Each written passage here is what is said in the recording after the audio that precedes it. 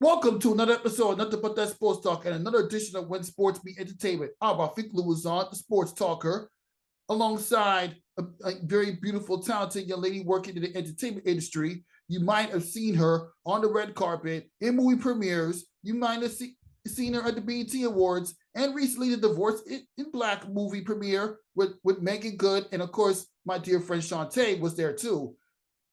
Let everybody know who you are and what you do. Hey guys, I'm Quesianna Watson, hailing from the tiny island of Jamaica.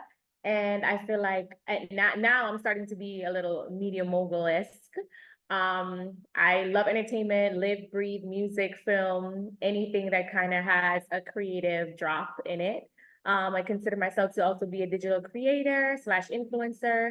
And I think that's where I see my life going at the moment. Oh, okay. Tell everybody what school. I mean, what school you coming out of?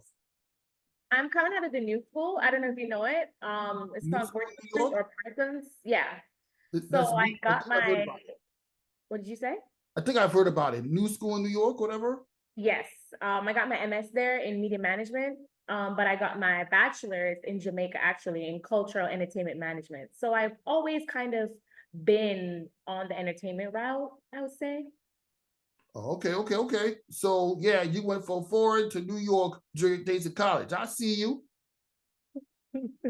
Thank you. All right. So why don't you let everybody know how you got started working in entertainment biz from your college days? Of course. So in Jamaica, it's really small. However, because it's that small, it gives you access to a lot of people. So I kind of pretty much just started out at a radio station. I was an intern at Fame 95 FM, which is a really hot station there. And my boss at the time had her own boutique company. And so she hired me on as her, I guess you could say her executive assistant. And because it was so small, I handled multiple different roles. So I handled PR, I handled her booking, I handled being a writer, I handled social media management. And then from there, I think I fully got a taste of what it was to actually be in entertainment. I developed relationship with these artists. I produced those live shows. I've worked with the Marleys at one point, Sizzla, you name it. Like I've worked with so many artists there. And then from there, I think I was like, wow, I'm really good at this. I want to do this on a bigger stage. And so that's when I thought of, you know what bigger stage than moving to New York where I can be fully immersed and work for a major label. So that's kind Nice. of my start. Yeah. Nice. And you managed to make a good job based on what you're telling me, transitioning all the way from a foreign country, learning all the tasks you just mentioned in PR, entertainment from the foreign country of Jamaica, which is literally the birth of Bob Marley, may God rest his soul, and pretty much everybody in the Marley family. But Yeah. that's besides the point. Yeah, you seem to know your stuff. Is I mean, I went to school for journalism, and I took an entertainment journalism course, so I can't even get it. And I've actually visited the building where Warner Music Group is a couple times during my days in college, and just seeing how the executive workers are involved with the management of the artists Yeah. that produce some of the best hits while being under the Warner Brothers Group label. That is something that takes a lot of education. It takes a well-educated Black person, whether you're from the student to the teacher, to learn all that. Yeah. I agree. No, I agree. And it's so funny. Like I actually got my start at UMG. So I got my start at Universal. I was working on their urban catalog team. And so that kind of catapulted me to get to Warner. I was doing marketing for them. So when you talk about Nicki's last album before this one, you talk about the Eminem 25 anniversary of the Eminem show. You talk about Nelly projects, Drake's project. I was kind of behind the scenes as well, helping putting those calls together, getting everybody to meet, making sure deadlines are met, that kind of thing. And then from there, I was like, yep, this is where I'm supposed to be. This is exactly what I should be doing. I love this. I don't think I see myself doing anything else. And then moving over to Warner, working with 300 Entertainment, Megan Thee Stallion, on Thug's team. I actually helped Wanmore in terms of their social media when they were just coming out. That's like the five R&B guys from Boys to Men. He's their dad. I actually worked with the mom, kind of just helping on the day-to-day socials, building portfolio for them, working on the analytics on the background. And a lot of people don't even know that. So it's just like, I've been so much in the like behind the scenes doing a lot of things. And so now I'm finally, when you see me on those red carpets, doing those interviews, you see me at the movie premieres, I'm kind of stepping out of the shadows essentially and trying to put myself more in the forefront. That's exactly what I'm talking about. And the fact that you're involved with everything, that's what makes people not just flourish in entertainment as a performer, but as a journalist as well. Like, and the fact that you're behind all that, that's something that you have to be mindful. I'm not even going to bother to pronounce your name because it sounds like a major tongue twister, but you were doing a good job. All my friends call me Q. Okay. Q, yeah. Very, very nice job. And yeah. When you work in the entertainment industry, like what are some of like the pros and cons that you've experienced during your career in a short period of time? Right. I feel like a pro is that when people see certain names attached to you or certain colleagues around you, it opens up more doors for you, to be honest, and you get more access to maybe, let's say, a high level exec that you've always wanted to talk to, or let's say this particular event that you're like, oh my gosh, I've always wanted to go. I think those are like little pros. I feel like it also opens up avenues for you to be like different cohorts of different things. So for example, I'm a part of the Recording Academy, which is the Grammys, which has been a lifelong dream of mine. And I wouldn't have been able to do it if my mentors at the time were not heavily connected and were not in the industry and didn't believe in me, or I wasn't putting in the groundwork early on, because everything I think plays a part. I also feel like the knowledge that you get surrounded with, the knowledge that you get to learn and to grow while you're in the industry, especially if you're at certain companies and at a certain level, I feel like you get fully immersed. I think those are like kind of the pros. You also get invited to cool stuff like I do, which I think I think that's the best part, because I feel like your network is your net worth. I believe that. I mean, money is a great, but it's also the relationships that you build and how you cherish them and how genuine and authentic you are. And then I feel like the cons are, man, people who want to just use you, I think. A lot of times Yeah, people not a good look. no. People come into your life and they appear to be very genuine and they this, but it's all like a fake or like a scam, if you want to say it. It's always a handout. People are always looking to stretch their hands for something. Oh, can you help me with this? Oh, do you know this person? And I'm not saying that we're not supposed to help each other, but it's like, damn, did you ask me how my day was? Did you ask me what did I do yesterday? Like, get to know me a little first. Goddamn, like or something like. I'm getting to know you right now. Right. When you want to show just to not get to know you. Right. Like, come on. Like, say good morning first. Just it's just the little things for me. And I feel like I'm big on women empowerment. I'm big on building each other, helping each other, creating a community. So I have no problem to share my contacts. It's just how you go about it. So I just feel like the cons are just like you're vulnerable. You're literally out there. You're literally a figure, and people will see and will come to you and be like, "Oh, hey, I'm entitled to what you got and your contacts. You need to put me on. Just put me on." So I think those are like the negative things. And also I feel like because you're in the public eye more, you get attacked more, you get scrutinized more by anything you do. So it's kind of just like you always have to be perfect, essentially.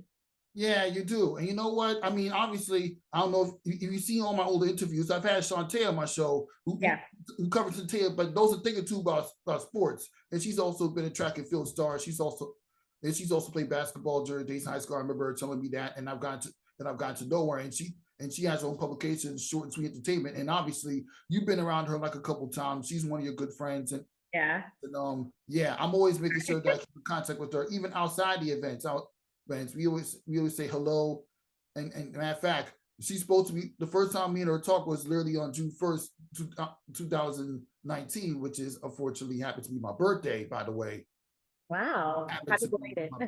My birthday was a month and a half ago, but that's besides the points. Yeah. Me and Shantae clicked after that. I mean, she's involved with entertainment. Heck, she's even around people that produce music.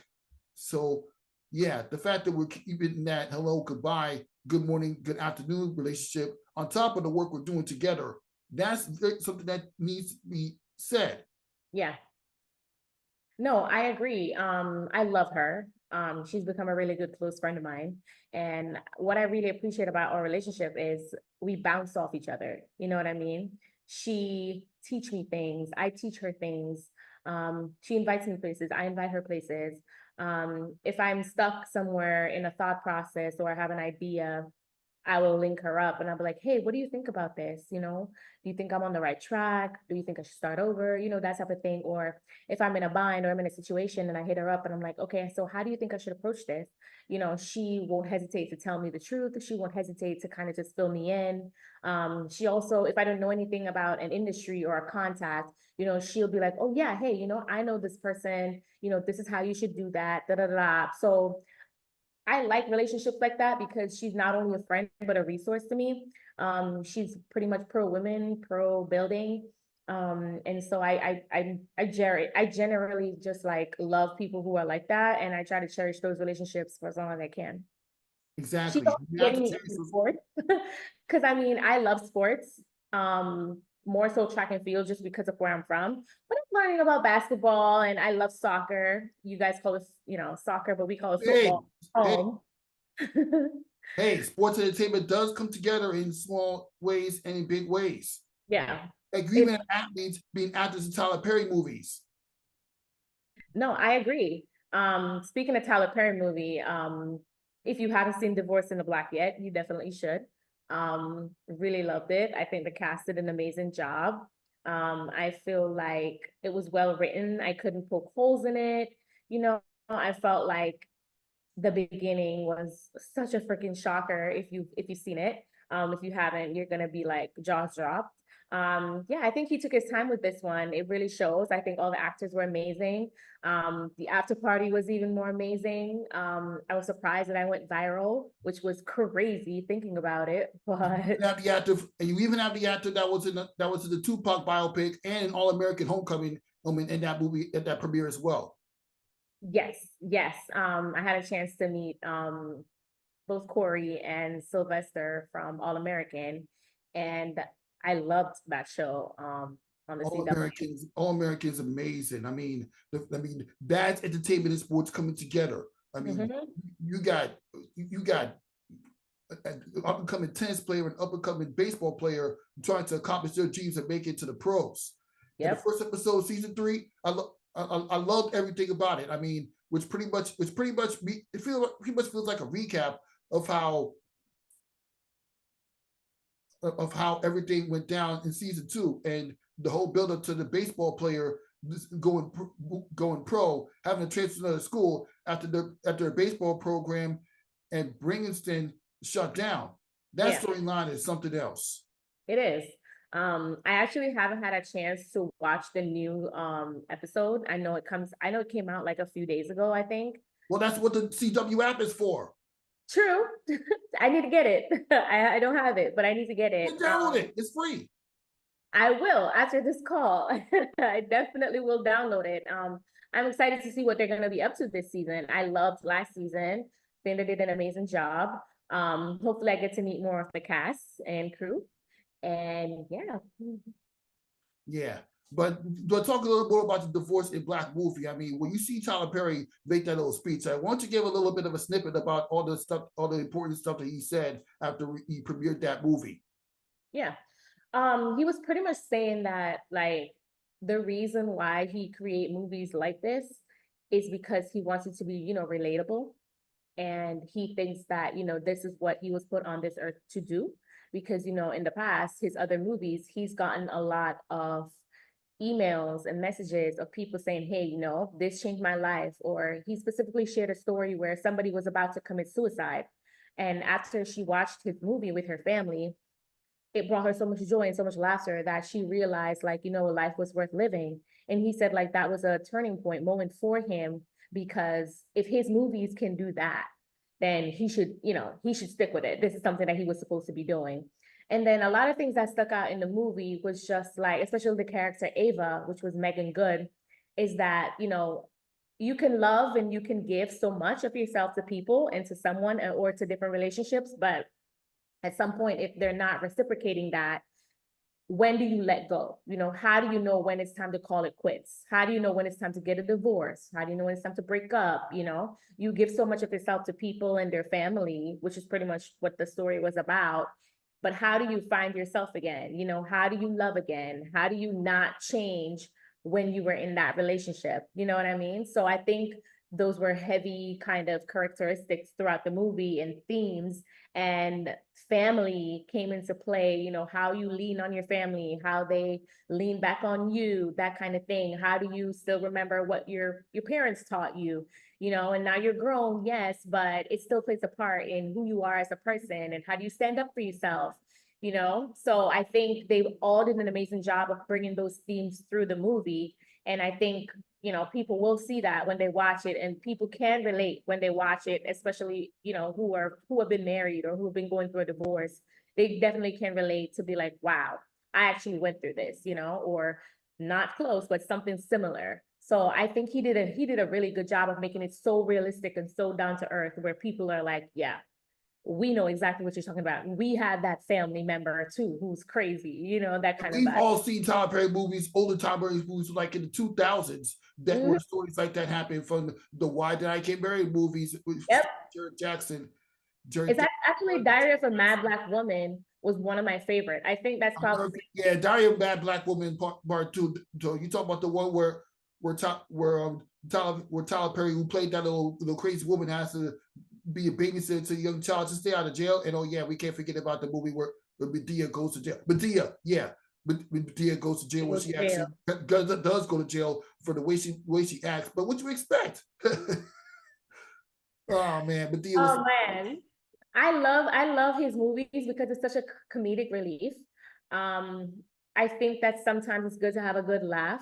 And I feel like what he gets well is he knows how to balance comedy and seriousness. So he'll have you laugh at, sorry, for one half of the movie, and then the other half, you're crying or you're so sad or your spirit is so convicted. You know what I mean? I really like movies like that because it's not just for you to just laugh. There's always a lesson in there. You know, he always puts a lesson. There's something that you should take away when you're done watching it. So I really enjoy his movies. And I enjoyed all the actors that come together to take part in Tyler Perry movies to be a big contribution to the type of company that Tyler Perry builds when he's creating those movies. Mm-hmm. Does an amazing job of bringing Black people together in the acting and entertainment industry, in the music industry, Yes. to actually, so they can get, so the characters can get a sense of the type of relationships they go through that we Black people go through today. And this is coming from somebody that's actually single, and I'm not gonna even, yeah, I'm just know that. No, I agree with you 100%. Like it also teaches you how to like how am I going to coordinate myself when you're a single Black man in New York City? Yes. No, I agree. Yeah. I agree. I think the fact that he's so pro-Black, um, most, if not all his cast is always Black, because at the end of the day, we need the opportunities too. And I feel like we also have talent too. And I just love the fact that it seems like a family over there. You know, I feel like from the cast to the crew to the production, everybody who he's hired, it just seems like they enjoy and genuinely enjoy working with him and being a part of his movie. And for a lot of people, he gave them their first break, you know. When I met him, he was so nice, so welcoming.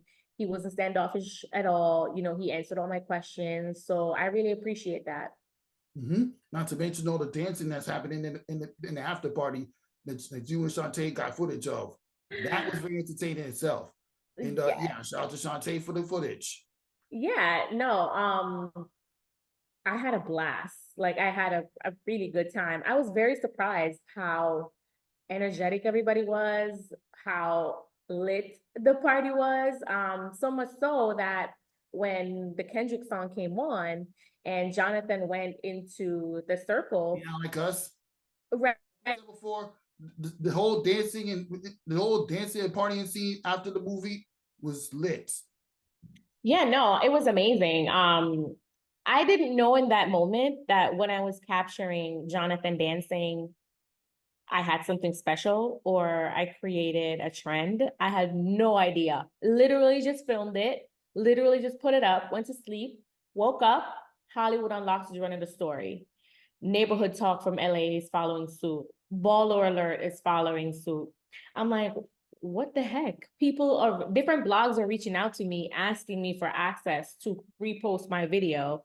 Now it's called the Jonathan Majors dance. And I'm just like, Did I not? I didn't know that in that You not moment. like us? Yeah, like I didn't know that in that moment, that's what was happening. Like, I mean, I think me and Shantae have different versions of it from different angles, but I didn't know that at that time this was gonna go viral and everybody was gonna see it, and people are gonna have their own opinions. But I just saw a black man having fun. Not even just a black man. I saw just a man having fun, to be honest, letting loose. He liked the song. He's dancing to the song. We're all dancing to the song. We're just having a good time. So I was just happy to see him let loose because it's so funny. You're around celebs a lot of the time and you forget they're human too. You forget they're just like us, So for him to let loose and to be able to just dance and have a good time, drop his shoulders, I loved it. And I was just amazed by the fact that so many people were so interested. But I got to understand it's a culture thing. Kendrick is hot right now. That song is hot right now. Jonathan has been in the spotlight. You put the two together, I guess you get a viral moment. Yeah, you never know what you're going to capture. That's why sometimes I do that when I'm covering events. I mean, you never know who's watching when you're doing videography and filming events. And this happening Yeah. in the entertainment industry. And when you're pulling up to the red carpet and being around these celebrities, you never know what's going to happen. I mean, seriously. All right. Speaking of favorite songs, and I mentioned this to you in the DMs. What are some of your favorite hip hop and R&B songs? Or, matter of fact, name two of your favorite songs from the past 3 decades, starting with the 2000s. Wow. For the 2000s. I would have to say 2000s. How far back are we talking? I'm talking 2000 to 2010. Okay. All right. I think. Back then, I really loved Drake. Like I was a huge Drake fan. So I feel like it would have to be like Take a Shot for Me. Mm-hmm. I remember when I was just about to start college, that song came out, and I was like, oh my God, I was loving the Take Care album, one of my favorite albums from in that era. So I think that would be my hip hop. And then for R&B, huge Chris Brown fan. I'm a huge Chris Brown fan. I think I would have to say for him, what's my song from back in that day? I'd have to say maybe like Ain't No Way, and also like Wall to Wall. You keep going from wall to wall. That was a hit back in the 2000s. Oh, listen. That's where I miss those music, I really do. Like, not that I don't love the music that's putting out now. I really do. However, I don't know. The music had so much soul back then. Like there were so many You hits get coming invested out. into it, and Yeah. you mentioned that you love Drake. So let Drake's song Take Care. I got a better one for you. Drake Forever with Kanye West, Eminem, and Uh, Lil Wayne. That was uh, a collab. That was a collabo in 2000 that came out literally 2009, mhm. year 2009. Or even better, how about How about some tracks from Fabulous and Kanye West? I love those. Funny fact, Eminem's one of my favorite artists. I don't know if you knew that. So the fact that he was on that Forever Oh, you're track, not afraid? You're not oh, afraid? I'm not afraid. I'm not afraid. I think that's the only thing that I haven't ticked off my bucket list. I mean, I did see him in concert at the VMAs, but that's just like half of a song that he did. But one of my goals is actually to see him live at his own show, headlining his own show. Haven't done that yet. So I think I really want that to happen. But yeah, he's one of my favorite artists. Love everything he put out. He just put out a new album and I can't wait to go listen to it too. So I'm a huge hip hop head if nobody didn't know. So Okay, now on to the 2010s, because 2010s has some good tracks too. Some your favorite R&B hip hop song from 2010s decade. 2010s decade. Oh my God. Did Beyonce Run the World come out at that time? I believe so. Then I think I would have to skew more to the ladies this time. So the Beyonce Run the World, when it was a woman's era coming out, or when she did like that 7-Eleven kind of vibe. I really enjoyed that album and those singles that she put out during that time. Yeah, I mean, there was some good songs that happened with that Beyonce came out with. She's a trend starter. Even Mariah Carey came out with some good songs too. Like Get Out My Face with Nicki Minaj. I actually forgot about that, to be honest. And yeah, man, there's so much good songs that came out in 2010s. If you would ask, Not to mention Rihanna. I yeah, can't Rihanna came out with forget Rihanna. too. Diamonds is one of my favorite songs from that 2010s era. So I love Diamonds. I feel like it was just a masterpiece, the video and the music. So I'm not leaving out my girl Riri. Yeah, you can't leave them out. I mean, there's a lot of good tracks that came out in 2010s that that even DJ Khaled put out. But Oh God, yeah, it's a brain buster. All I right, love now we get to the 2020s. There was some good songs in 2020s, at least the early portion of it. And this is easy for you because we're only halfway through the decade. 2020s. Damn, seems like recently. I'm gonna go back to Chris Brown and Drake with No Guidance. I think That's that a was good song. a big hit. Yep, that was a big hit. That had me dancing. I'm gonna stick to Chris Brown again. Under the Influence, huge song. So much so that he did a whole tour with that name. Everybody loved that song. So I think that's where I would skew in my 2020s later. I got a better. How about some of my favorites? I don't like no whips and cheating. You can turn me down with your loving on me, baby. With your loving on me, baby. How's that? I like that song, but I don't know the words. I believe the artist named Jack came out that song. I must look them up. Yeah. Hip hop or R&B? I believe it's hip hop. Hip hop. Okay. Mm-hmm. I'm gonna look it up. I and love and obviously Neo came out with some good songs too, and he had a collab with Fabulous. That was a good. That is true. It's so funny. I feel like after he did the album before this one, I think I kind of fell off from him. I don't think I've actually like been paying close attention to him, but I do love his earlier stuff, to be honest. Every song, every hit he put out earlier, I was a fan of. But I haven't really listened to his latest stuff, which I should. I should. Usher too. Love Usher. Hits after hits, his Super Bowl, hits after hits. Mm-hmm. Yeah, I know you love Usher, and I knew you love Usher as we transitioned to talking about the BET Awards. You were down there, you saw what happened down there, and yeah, I was watching from my house, but you saw what happened been down there at the BET Awards as you was over there. I mean, yeah. What are some of your favorite moments of the BET Awards when you went down there? Yeah. Some of my favorite moments were, let's start on the carpet. I got to really connect with Rhapsody. Um, I've never met her before, and I had an opportunity to meet her. She was amazing. We had such good conversation. She was so down to earth. She kind of just had an open access to me personally. And I really appreciated that. Thought she was very nice. We got to talk about a lot of things, a lot of women empowerment stuff. So stay tuned definitely for more of that. That I'll be revealing. And then also my other favorite moment was, I feel like it was just so good to see all the people that I admired and looked up to on the actual carpet, talking to each other, hugging each other, giving each other all the love, all the props. I also remember meeting Lamia Good. I hope I'm pronouncing her name right. That's Megan Good's sister. We had such an amazing chat. We took a picture together. She was just so embracing. And just so nice. Like you'd never expect. Sometimes you meet people and you in your head have a different perception, but when you meet them, it's a completely 360. And I love when those moments happen. And so that's what happened. And then when you go into the show, the Usher tributes were amazing. I was not expecting Come that. on, man! Everybody was singing songs. I mean, they sing the songs like it's their song.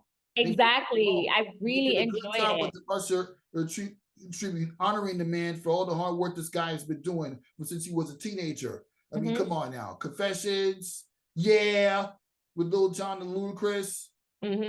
That's one of my favorites. No, I really love it. Daddy's Home, that's a good track. Usher came out with. I'm surprised he didn't come out with that. Why didn't he come out with Daddy's Home? But whatever. the other songs he came out with were good too. Right? I think Keke Palmer killed it. She absolutely killed it. from her outfit to her dancing to her singing. I feel like she embodied Usher. And I really, really loved her performance, to be honest. I loved Tyler too. I think she had her moment as well with her, cage kind of animal vibe. Really enjoyed it. And I think another thing I really enjoyed was also all the people that I got to meet who were on the floor. I got to meet Reggie from Bad Boys. The movie just came out. He had his good 20 to 15 minute scene of fighting and shooting people and just being a badass. And I Not just to mention really love it. not to mention Will Smith made a comeback for the first time since he slapped Chris Rock. Yes, yes, he Obviously, he performed. learned from that, so I'll leave him alone. Listen, I feel yeah, maybe that's why Reggie was there to support. But I freaking loved it. I thought this was one of the best BETs that I've been to. And that's saying a lot. I saw something the other day where their viewership was, I think, up like 10% for this show specifically. And that says a lot. I think it was well produced. I loved everybody. I loved Taraji. I think she did an amazing job as a host. She was so welcoming, she was so warm, she had her jokes. I think the BET Awards this year was really, really well put together, to be honest. Yep, well put together. Obviously, BET Awards have been struggling. Obviously, awards have been struggling to try to get people invested into the show, but I feel like this one gets you invested a little bit more because they got the sauce this time. Years, Whatever meetings they were having, whatever tips somebody told them, they listened. They really listened, and it was amazing. From the concert to the show to the after parties, I feel like, or even the surrounding BT events. The BT fan experience day 1 and day 2 was amazing. They had a lot of different artists performing as well. I just think they did it on a bigger scale than last year, and I liked it. Yeah, and you know what? I remember that I like it a lot more when BET had 106 Park and they literally built up to the BET Awards. Yes. Every year, announcing who the nominees for the nominees out, best R&B video of the year, hip hop. I remember watching that. I was like, yeah, they built up a lot. Right now, without 106, I'm glad they figured out a way to actually build up without the need of a countdown show. So making it just pretty much movies and TV shows and also shows too. So yeah, BET, they try to Black Entertainment Television, they really try to maintain the standard that they've actually lost ever since 106 Park and Rhapsody went off the air for good. Yeah. I love 106 in Park. I used to run home from school to watch it to see who is at number 1. Come on, man. That was a time. That was an era. I hope in the future somewhere we get some kind of something similar. It doesn't really have to be a full-fledged show. Maybe digital, just something, I hope. But until then, I just have to cherish the memories that I have of going home just to see if Chris Brown made it to number 1, or Omarion made it to number 1, or Bow Wow, or somebody, a Sierra. In the 2000s, I used to rap and sing a lot. I know. I get the idea. Yep. It was amazing. I think they had something truly special. And not even just 106 in Park, but we had TRL. I don't know if you remember that show. I remember TRL. Oh, I remember TRL. Although I don't like the fact that they always play music videos for like 5 or 10 seconds and then you go back to the segments. But yeah, don't worry, TRL did come back, but yeah, it just didn't feel much like it. Yeah, it's not the same. It's not the same. But don't worry, MTV. At least there's Fresh Out Friday with Jalila Mustafa. You know who Mustafa is. I met her when LIU Brooklyn when she hosted a fashion show that I covered for LIU TV. Yeah. I saw her again when I was an intern for the Day Summit Festival in 2018, where I saw independent hip hop and R&B artists perform. And whether up and coming or they're just doing it just to showcase the music to the locals. Yeah.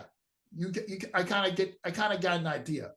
Yeah, no, she was amazing. She was also at Divorce in the Black, looking gorgeous, looking amazing. She was at the WNBA draft the past few years. Jamila Mustafa's amazing. Yes, she's unstoppable right now. She's really in her bag. She's really doing her thing, and I love seeing women, especially Black women, just doing it. Going out and literally just doing it and being everywhere, being where they're supposed to be, and have fun doing it too. Yeah.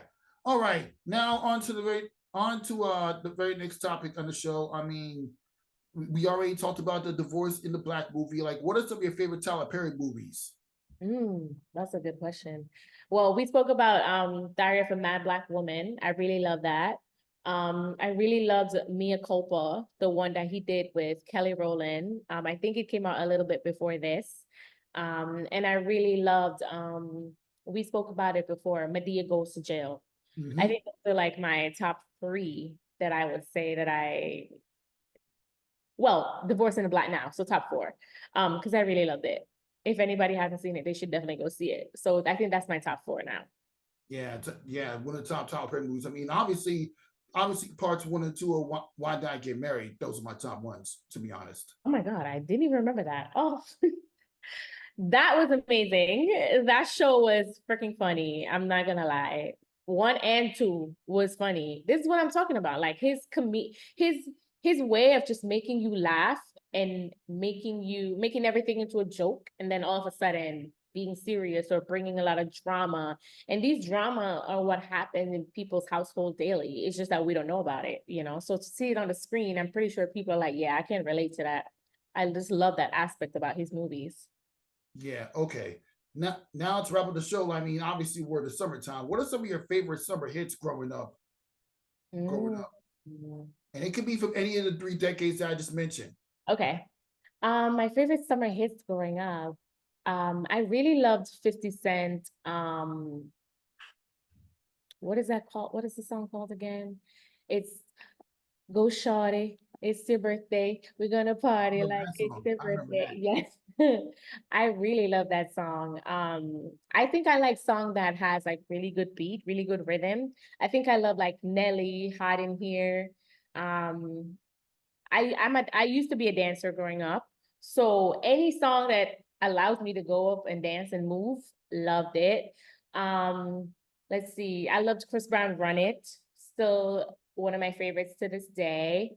Let's see, what else do I love from the decades growing up? There's so much. Ooh, I love like Fat Joe, like Lean Back, like I love those era of music. Yeah, Rockaway, Rockaway. You want to know what else is a good song? Peter Gunn's Uptown. How did that one go? Now, if it wasn't for the Bronx, this rap probably never would be going on. This rap. So tell me, where you from? Uptown, baby. Uptown, baby. We get down, baby. Hold the crown, baby. I love that. No, I need to look up these songs that you're talking about. I feel like I know them, I just don't know the name, probably. I won't say New York versus New York. Yeah. Also look up Ja Rule, New York, New York. I love New York from Ja Rule. I really love New York. Tracks that came out during the summer. I remember, man, summer always bring out the best music. Even this year with Sabrina Carpenter, Please, Please, Please, and what was the song she came out with? Before that, the song she did. Now she's Think About Me every night. Oh, isn't that sweet? I guess so. Espresso. Yeah. Espresso. Espresso. That song is making waves. I'm surprised that not surprised that she's doing as well as she is, but I'm surprised that a lot of people are actually gravitating more to her, especially since Espresso, which is a masterpiece within itself. So I'm excited. I think she might be at the VMAs, maybe, performing that. I don't know, but I hope so. I'd like to see her live. I don't think I've seen her live before. So that's good. Okay, where's the VMAs taking place? I think they're going back to Prudential. I'm not sure if they released anything yet, but it was in Jersey last year. So I'm thinking that's going to be in Jersey again. So.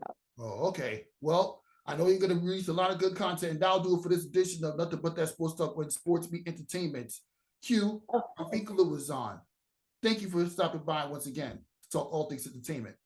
You are welcome. It was a pleasure being here. Pleasure talking to you. Pleasure getting to know you more. Pleasure us having fun, vibing out to music, talking about everything. I'm honored. Yeah, I mean, it's an honor to finally get to talk to you. When I found out that you was hanging out with Tay at the party, I was like, you know what, I have to bring you on board. I'm trying to get some entertainment conversations coming in. Of course. No, I appreciate it. And I think that entertainment is such a big topic these days.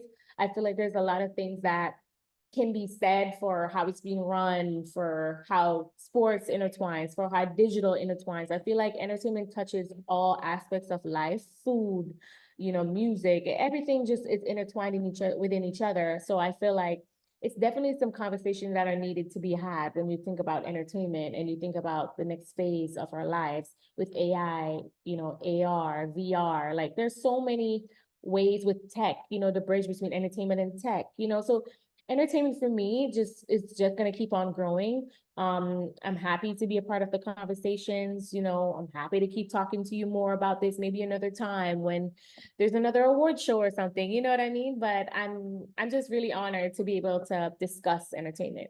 Yeah, exactly. You know what? I'm definitely going to bring it back on the show when we get past the VMAs and the other awards and movie premieres come around. So yeah, we're definitely gonna be talking or see each other at red carpets. Maybe you could invite me to a red carpet sometime. Of course. Yeah, yeah. Say the word. I'm gonna see what's coming up. All right. All What? right. All right. And you know another example before I let you go? Flaja Johnson, rapper and basketball player from LSU. Look her up if Yeah. you haven't already. I will. Is that Flo J? Flo J. So I met her at the BETX experience Mhm. when she was doing the panel. I actually was responsible for, escorting her up there. I was kind of her talent liaison kind of vibe. She was amazing, looked amazing. I think she did a really good job on the show. And then it's so funny. I happened to be sitting right behind her in her row in the BET Awards. I was like, oh my gosh, there she is. I didn't talk to her though, but I probably should have. Yeah. All right. For Q, Rafik Luzon. We'll see you next time. Bye.